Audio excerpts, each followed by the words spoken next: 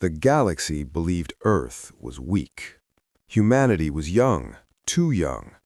While ancient empires counted their history in millions of years, humans had barely stepped beyond their home star. They had no massive fleets that blocked out the stars, no living gods ruling their worlds, no long record of conquest or domination. To the galaxy, Earth was loud, curious, and fragile. So when the first attack came, no one expected Earth to survive. The strike was fast and brutal. Alien fleets burned human cities from orbit. Entire regions turned to ash in a single night. Oceans boiled. Skies stayed dark for weeks. Millions of humans died without ever knowing why they were attacked. Human ships fought back, but they were pushed aside, outnumbered, outmatched. In the end, humanity retreated. The galaxy watched and nodded. "This is how it ends," many said. "Another weak species crushed before it could rise." The council chambers across the stars were calm, confident. They waited for Earth to surrender. But Earth did not surrender. Instead, days later, a message appeared. Not just to one empire, not just to one fleet. The message was broadcast to every system, every council, every listening station in known space. It was short. No dramatic music, no angry speeches, no threats of revenge. Just one sentence. "Do not attack Earth again." That was all. The council laughed. Some delegates made jokes. Others shook their heads in amusement. They called the message fear wrapped in pride. They said it was desperation pretending to be courage. After all, what right did Earth have to warn anyone? Human cities were still burning. Their fleets were damaged and scattered. Their borders were broken. To the galaxy, it sounded like a wounded animal trying to scare away hunters. The warning was discussed, mocked, and quickly forgotten, because in the galaxy, warnings usually came with demands, territory, resources, power. Earth demanded nothing. That confused some leaders. But confusion was ignored because the galaxy believed it understood humans. They thought humans were emotional, loud, predictable. They believed the message was meant to start talks, to beg for peace without saying the words. But Earth never asked for peace. They never requested negotiations. They never offered trade or surrender. They never demanded punishment for the attack. They simply warned. And that was the mistake. Because humans do not warn like other species. In human history, warnings were not part of diplomacy. They were not part of negotiation. They were something else. Warnings were given before limits were removed. When humans warned, it meant they had already decided what would happen next, and they only warned once. But the galaxy did not know this. The council closed the matter. Fleets were repaired. New plans were made. Some leaders even smiled. "Let them speak," they said. "They will learn their place soon enough." Across Earth, survivors listened to the same broadcast they had sent. They did not cheer. They did not celebrate. Human leaders were silent. Factories worked night and day. Research stations went dark to outsiders. Projects long hidden were quietly restarted. Earth did not prepare for another battle. Earth prepared for an ending. And far away among the stars, the galaxy laughed at a warning it did not understand, a warning that was never meant to scare, only to inform. The second attack came years later. It was stronger, bigger, more brutal. This time, the galaxy did not send a single empire. It sent a coalition. Warships from many species gathered at the edge of human space. Their hulls were bright with symbols of power and victory. Their commanders spoke openly, without fear. They believed Earth was already broken. To them, this was not a war, it was a lesson. They crossed into human territory with confidence. Fleets moved in perfect formation. Weapons were active. Sensors searched for resistance. But space was quiet. No warning shots, no defensive lines, no human fleets rushing forward. The invaders slowed, confused. "This is surrender," some commanders said. "They are afraid." They moved deeper. Still no response.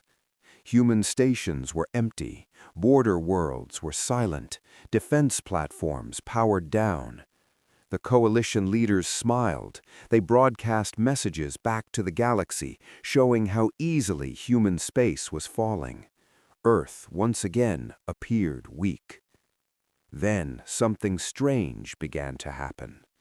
Human ships were seen leaving systems before the coalition arrived, not fleeing in panic, but moving with calm precision. Entire fleets withdrew without firing a single shot. Planets were evacuated, outposts shut down, supply depots erased their own records. Whole systems were abandoned without a fight. The invaders could not understand it. Why retreat, they asked. Why give up so much space? Some thought it was chaos, others thought it was poor leadership, but a few commanders felt uneasy. Humans were known for emotion, for anger, for stubborn resistance. This felt different. Still, the coalition pushed forward. They celebrated each empty system as a victory. They planted flags. They recorded speeches. Some even argued over who would control Earth once the war was done. They never noticed what was missing. There were no refugees captured, no desperate transmissions, no cries for help. Human space felt empty, too empty. As the coalition advanced, their supply lines stretched thin, communication delays increased, strange sensor errors began to appear. Stars seemed quieter. Navigation data took longer to update. Long-range scans returned nothing but static. Commanders blamed human technology. They assumed it was old and unstable. They were wrong. Far behind the front lines, humanity was moving, not in panic, not in fear, with purpose. Hidden facilities deep underground and beneath oceans came online. Projects once considered too dangerous were activated without debate. Human leaders did not argue. They did not ask if this was right. They asked only one question: is everyone ready? Human fleets gathered in places no alien sensors could see. Weapons were tested silently. Systems were checked and rechecked. Humanity was not preparing to defend territory. They were preparing to remove a threat. Because humans do not fight wars the way the galaxy does. They do not measure success in captured worlds or destroyed ships. They fight wars to make sure they never have to fight the same enemy again. And while the coalition celebrated empty victories, humanity finished preparing for something far worse, something final. And when the time came, there would be no retreat, only an answer to a warning that had already been ignored. Deep beneath Earth and its colonies, ancient projects woke up. They had been built in silence, hidden under oceans, mountains, and cities. Some were older than humanity's first contact with alien life. These were not normal weapons. They were systems never shown to allies, never tested in open war, never even spoken about in public. They were not made to defend borders. They were made for finality. Across human space, hidden stations came alive. Power levels rose. Old codes were unlocked. Long-sleeping machines began to think again. Human leaders watched quietly. There were no speeches, no votes, no shouting. The decision had been made years ago, the moment the first warning was sent. Now it was simply being carried out. One final message left Earth. It was not long, it was not emotional. It was sent to every fleet, every council, every listening post in the galaxy. You were warned. Then the stars changed. At first, the coalition fleets felt nothing. No explosions, no incoming fire, no alarms. Then ships began to lose power. Not all at once, one system at a time. Engines shut down without damage. Weapons went offline. Life support flickered. Commanders shouted orders, but their words went nowhere. Communication links failed. Fleet networks collapsed. Shared targeting systems went dark. Entire armadas went blind. Navigation screens filled with errors. Star maps no longer matched reality. Ships drifted, unable to tell where they were. Panic spread. The coalition tried to regroup, but coordination was gone. Fleets that depended on shared command suddenly stood alone. That was when the humans appeared. Not with massive fleets, not with overwhelming numbers. Small human task forces emerged from hidden points in space, silent, precise, calm. They did not attack randomly. They targeted command ships first. Admiral vessels vanished without warning. Control centers were disabled in seconds. Leaders disappeared mid-sentence. Human weapons still did not destroy most ships. Instead, they removed leadership. They cut supply routes without firing. They isolated fleets from each other. They turned vast armadas into confused groups of drifting metal. The coalition finally understood. This was not a battle. It was a systematic collapse. Humanity's true weapon was not a gun or a bomb. It was control. Control of information, control of space, control of the enemy's ability to act. The invaders tried to fight back, but without coordination, their strength meant nothing. Their advanced ships were useless without guidance.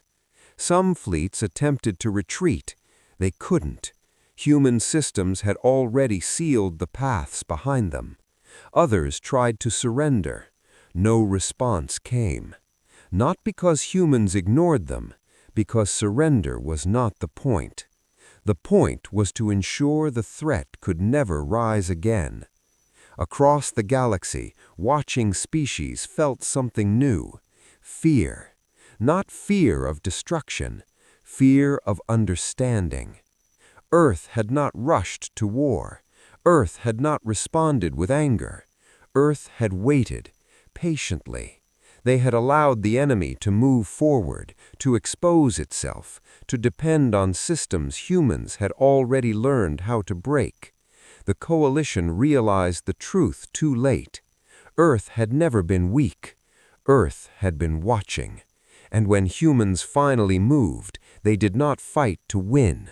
They fought to finish. Human fleets appeared everywhere at once. Not in massive waves, not as endless armadas. They arrived in small groups, precise, silent. Across the galaxy, military bases detected them too late. Human ships slipped out of hidden paths in space, already inside defended systems. There were no warnings, no grand announcements, just action. Humanity did not attack planets filled with civilians. They did not burn cities. They did not claim land or resources. They erased military power. Shipyards that once built war fleets went dark in minutes. Control centers lost power and never came back online. Entire war worlds fell silent without a single planetary bombardment. Commanders vanished. Some were taken. Some were trapped when their ships lost all control. Others simply disappeared, their final signals cut mid-thought. No bodies were shown, no trophies taken. The galaxy watched in shock. This was not how wars were fought. Other species conquered, they enslaved, they destroyed to show strength. Humans did none of this. They removed the ability to fight. Fleet after fleet reported the same thing: weapons useless, navigation unreliable, command structures gone. And then the humans stopped. They did not push further. They did not hunt every remaining ship. They did not chase survivors across the stars. Human fleets held position, quiet, waiting. Across the galaxy, councils gathered in emergency sessions. Leaders who had laughed before now sat in silence. They reviewed recordings, data, and reports. Every report said the same thing. Human attacks were measured. Human movements were planned. Nothing was wasted. Then the final broadcast arrived. It was sent on open channels, no encryption, no threats, just words. This response was limited. Next time will not be. That was all. No demands, no celebration, no warning count, just a statement. The galaxy finally understood something terrifying. Humans were not angry. Anger was loud. Anger was messy. Anger burned everything in reach. This was not anger. This was control. Controlled violence. Violence used like a tool, not an emotion. The galaxy realized that humanity had held back. They had shown only what was necessary. They had stopped the moment the threat ended. Not because they could not continue, because they chose not to. That scared the galaxy more than total destruction ever could. Species that once ruled by fear began to change their laws. Fleets were recalled. Borders were reinforced, not against humans, but to prevent mistakes. New rules spread quietly across space. Do not threaten Earth. Do not test human limits. Do not force a second response. Humanity did not demand these rules. The galaxy created them on its own. Human fleets withdrew just as quietly as they had arrived. Systems slowly regained stability. Survivors were allowed to leave. No pursuit, no final blow. That mercy was worse than cruelty, because it proved humans were not driven by revenge. They were driven by decision. And decisions, once made, did not change. Across the stars, older species told their young about what happened. They did not call it a war. They called it a lesson the galaxy would never forget. Years passed. The galaxy changed. No fleets crossed into human space. No threats were spoken. No accidents happened near Earth's borders. The silence was not fear. It was respect. Across the galaxy, unofficial rules began to spread. They were never written into one single law, but every species followed them. Do not test humans. Do not threaten Earth. Do not force humanity to repeat itself. No council voted on these rules. No human demanded them. They existed because everyone remembered what happened to those who ignored a warning. Trade slowly returned to normal. Human ships were seen again, moving calmly between systems. They did not patrol aggressively. They did not display power. They did not need to. Earth became something rare in the galaxy. Not rulers, not conquerors, not tyrants. A boundary, a clear, silent line that no one crossed. Younger species asked questions. Why is human space so quiet? Why do no fleets challenge them? Why do elders speak their name carefully? Older species answered with stories. They spoke of the first attack, when Earth was burned and bled. They spoke of the warning that followed, short, simple, ignored. They spoke of the second attack, when the galaxy thought it would finish what it started. And they spoke of what happened after. They explained that humans did not fight to dominate. They did not fight to prove strength. They fought to end danger. That lesson shaped galactic behavior. Military academies changed their teachings. Human strategy was studied with quiet fear. Diplomats learned new rules for speaking to Earth. Never bluff, never threaten, never force a human leader into a corner. Because humans did not react like others. They observed, they calculated, they acted only when the choice was final. On Earth, life went on. Cities were rebuilt. Memorials stood where worlds once burned. Children grew up hearing stories not of victory, but of survival. Human leaders never celebrated the war. There were no parades, no monuments of conquest, no songs of glory. They remembered the cost, and they remembered the warning. Every human knew the truth passed quietly through generations. Warnings were not promises of peace. They were a chance, a single chance. Far away, on council worlds that once laughed, new plaques were placed in quiet halls. Not insults, not accusations, reminders. Simple words translated into hundreds of languages. Do not make humans repeat themselves. Earth never enforced these words. They didn't have to. The galaxy enforced it on itself. Because everyone now understood the truth. Humans do not warn often. They do not shout. They do not threaten again and again. But when they do warn, they mean it. And once that warning is ignored, there is no second message, no final speech, no negotiation, only action. That was the lesson written into the stars, a law older than paper, stronger than fleets. And as long as the galaxy remembered it, Earth would remain what it had become. Not a ruler, not a tyrant, but a line that would never be crossed again.